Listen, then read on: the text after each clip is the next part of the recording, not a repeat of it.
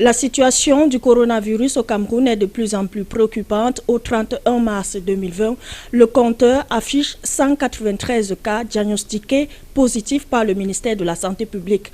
Le gouvernement du Cameroun a besoin de la participation de tous et de chacun et bien entendu de la communication. Aujourd'hui, nous vous proposons de suivre cette émission spéciale coronavirus. Nous allons parler de la communication, de l'implication des hommes, des médias, des radios communautaires de la région du Nord dans la lutte contre cette pandémie. Et notre invité de ce jour, c'est le délégué régional de la communication du Nord, Monsieur Isiakou Eladji. Merci de répondre à nos questions et merci également pour l'invitation. Merci également de nous prêter à cet échange-là pour l'information de notre public parce qu'aujourd'hui, c'est de ça qu'il est beaucoup plus question, l'information. Parce que si les populations n'ont pas cette information, ça va aller dans tous les sens et ça risque de créer beaucoup plus de dégâts que la pandémie elle-même. Et comment se porte la communication aujourd'hui dans la région du Nord ? C'est avec plaisir que je peux dire à haute et intelligible voix que la communication se porte très bien dans la région du Nord. La preuve, voici Nord-Actu qu'on n'attendait pas, qui est déjà là. Et je dis que c'est tout un plaisir. Au-delà de Nord-Actu, il y a plusieurs autres structures médiatiques allant de la presse écrite à l'audiovisuel, notamment les radios classiques et les radios communautaires qui font un travail formidable aujourd'hui dans la région du Nord et qui sont véritablement impliqués dans cette session d'information et de sensibilisation des populations de la région du Nord. Donc, pour tout dire, la communication se porte très bien dans la région du Nord. Voilà, aujourd'hui, le monde traverse une crise sanitaire. Le Cameroun n'est pas en reste. En cette période, quels sont les rôles ou bien quel est le rôle que devraient jouer les médias? Oui, ça, il faut le souligner à grands traits. Les médias ont un rôle principal. Après le personnel sanitaire, je crois que ce sont les médias qui doivent jouer le plus grand rôle dans cette affaire-là. Parce que, comme je l'ai dit à l'entame de mes propos, il y a la désinformation qui risque de tuer plus de gens que le coronavirus. Et donc, le rôle des médias est surtout ici de sensibiliser, d'informer et surtout de donner la très bonne information, d'apaiser les esprits. Parce que ce que nous voyons malheureusement dans les réseaux sociaux, eh bien, il faudrait que les médias corrigent tout cela. Parce que c'est ça qui fait beaucoup plus peur, n'est-ce pas, à la population. Donc, j'interpelle les hommes des médias que vous êtes, n'est-ce pas, à jouer pleinement ce rôle d'information et de sensibilisation. Et surtout à vous prêter à ce jeu avec le personnel de la santé, les autorités administratives qui sont mieux placées pour donner l'information. Et j'ai dit dans ce rôle, l'homme des médias n'est pas un médecin. L'homme des médias ne diagnostique pas les cas. L'homme des médias ne peut pas de visu voir quelqu'un et dire qu'il est malade. Laissez la parole, donner la parole aux spécialistes de la santé, à ceux qui ont l'autorité pour dire, après avoir réalisé un diagnostic clair et précis, parce qu'on peut regarder quelqu'un et penser à travers les symptômes simplement qu'il est malade. Or, une fois passé au labo, on déclare qu'il n'est pas malade. Vous voyez donc que vous aurez créé un tort, n'est-ce pas, à cette personne, mais aussi à la population et surtout à sa famille rapprochée. Donc, les médias doivent jouer leur rôle principal, leur rôle de relais d'information, leur rôle de sensibilisation et surtout d'information du public. Donc, c'est pour comprendre que les hommes des médias doivent aller puiser à la source. Absolument, absolument. Quand je dis ils doivent se limiter à leur rôle de relais, ça veut dire qu'ils ne vendent pas une information, ils ne fabriquent pas l'information, ils ne font pas ce qu'on a appelé à un certain moment le journalisme assis. Ils vont vers les gens qui ont l'autorité pour donner l'information. Et les gens qui ont l'autorité pour donner l'information, c'est forcément le personnel de la santé allant du délégué, pour ce qui est du cas de la région du Nord, le délégué régional de la santé. Et comme il y a déjà un comité que pilote le gouverneur de la région du Nord, le délégué informe le gouverneur, qui peut aussi prendre la parole à partir des informations collectées auprès, n'est-ce pas, des responsables de la santé. Et je dis bien, tout doit partir des responsables de la santé. Donc le journaliste ne doit pas échapper à cette règle-là. Il doit aller à la source. Et la bonne source pour le communicateur, le journaliste, n'est-ce pas, c'est le personnel de la santé. On ne peut pas détecter un malade de visu comme ça. Et là, est-ce que ces hommes de médias sont bien outillés, surtout en ce qui concerne le coronavirus, parce que la maladie était jusqu'ici encore peu connue? Est-ce que les hommes de médias sont vraiment outillés pour sensibiliser, donner la bonne information aux populations? C'est vrai, pour l'instant, ils ne le sont véritablement pas, parce que je reviens d'une session de formation des formateurs en Balmayo, organisée dans le cadre de la coopération entre le Cameroun et l'UNICEF. Et donc, il était question, n'est-ce pas, de préparer les hommes de médias à jouer pleinement un rôle. Et nous avons voulu organiser cette rencontre demain, mais dans le cadre du respect, parce qu'il faudrait que nous appliquions aussi, n'est-ce pas, la réglementation, les 13 mesures édictées par le gouvernement. Donc, il n'est pas question pour nous de rassembler tous les médias pour justement faire passer cette communication. Et nous avons donc opté pour une communication électronique. Et d'ailleurs, dès cet après-midi, à partir de 16h, nous serons en multiplex à partir, n'est-ce pas, d'un système de communication pour faire passer justement ces messages, pour faire un compte rendu de ce qu'on nous a dit au cours de la formation de Balmayo. Comment est-ce que les médias doivent travailler dans le cadre? Comment est-ce que il doit faire pour maîtriser, pour comprendre ce que c'est cette maladie, les modes de contamination, de transmission, etc., etc. Toutes les questions seront abordées. Nous avons tous les éléments et ensemble, dans le cadre de cette téléconférence, nous allons élaborer cela. C'est pour ça que j'invite, n'est-ce pas, tous les hommes des médias à être câblés, sans faire la publicité d'une application sur Duo, n'est-ce pas, où nous allons dérouler, n'est-ce pas, cette formation tous les jours à partir de 16h, entre 16h et 17h. Voilà ce que nous avons prévu pour les hommes des médias.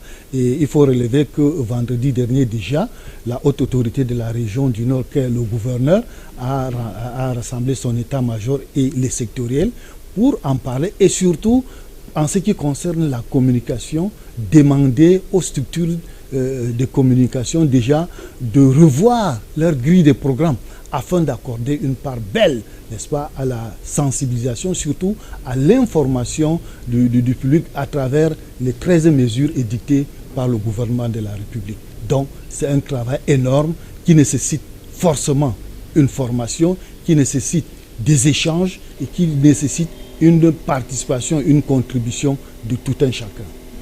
Et dans la région du Nord, il existe de nombreuses radios dites communautaires. Elles sont également qualifiées de radios de proximité.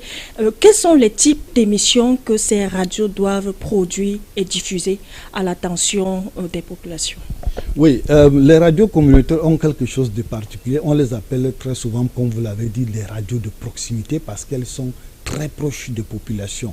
Très proches, pourquoi? Parce que ces radios utilisent non seulement les langues officielles, mais beaucoup plus les langues locales. Alors, il s'agit pour ces radios-là de communiquer en langue locale. Si je prends par exemple le cas de FM Bibemi ou de Radio Bonne Semence à Bibemi, forcément cette radio est appelée à communiquer dans une langue locale parlée par le plus grand nombre de personnes à Bibemi. Il en est aussi des autres radios à Reibouba, à Tcholiré, à Touboro, à Gashiga, à Guider, etc. Sans oublier Poli et même Garoua Centre. Donc, ces radios ont un travail d'Hercule parce que ces radios sont très proches, n'est-ce pas, des populations.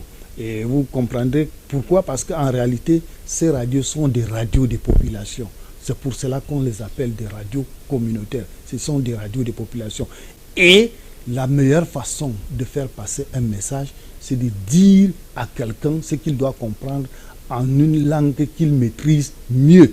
Et il n'y a pas que, n'est-ce pas, les radios classiques pour le faire, mais il y a surtout les radios communautaires qui sont appelées et qui le font déjà, heureusement, très bien. Et ces radios communautaires qui viennent d'ailleurs de se constituer en une plateforme appelée KS Waila, c'est-à-dire Kautal South Waila, n'est-ce pas? C'est pour réunir toutes les capacités, c'est pour associer toutes les capacités afin que chacun apporte sa contribution pour un travail efficace. C'est en cela que KS Waila, n'est-ce pas, est créé, et pour que ensemble, n'est-ce pas, on se tient les mains pour l'intérêt général. Et comme j'ai dit, une radio communautaire, c'est d'abord une radio très proche de la population qui s'occupe du vécu quotidien, n'est-ce pas, de la population à la base. S'occupe des agriculteurs, des éleveurs, etc., etc. Donc vous voyez que ces radios sont dans leur rôle. Et c'est pour cela que nous les invitons, n'est-ce pas, à beaucoup travailler, à surtout collaborer et surtout à ne pas hésiter, n'est-ce pas, à saisir qui de droit, notamment les personnes ressources, comme les autres structures de communication classiques. Les animateurs et autres journalistes de radios communautaires ne doivent pas créer ou inventer. Ils resteront toujours eux aussi des relais d'information, n'est-ce pas, pour nos publics. Voilà ce que nous pouvons dire à propos des radios communautaires dans la région du Nord. Et Dieu merci, ces radios, le nombre est grandissant. Nous sommes déjà à 12 effectifs et que dans le prochain mois, nous serons peut-être à une vingtaine parce qu'il y a des radios qui ont été déjà légalisées et ont reçu l'autorisation, n'est-ce pas, d'émettre. Nous n'attendons que quelques moments pour les voir sur le terrain et nous souhaitons qu'ils apportent eux aussi, n'est-ce pas, leur contribution dans cette lutte contre le coronavirus. Et dans la région du Nord, vous représentez le ministère de la Communication. Qu'attendez-vous concrètement de ces hommes des médias? Oui, ils le savent tous, c'est de la collaboration, c'est surtout le respect des consignes et surtout de se mettre au service de la nation. Aujourd'hui, plus qu'hier et demain, nous sommes appelés à être ensemble, à travailler pour une cause juste. Et la cause juste aujourd'hui, c'est combattre la rumeur. La rumeur qui se propage à travers les réseaux sociaux.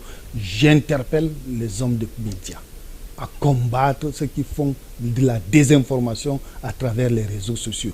Comme je l'ai dit, les réseaux sociaux font plus de victimes que coronavirus.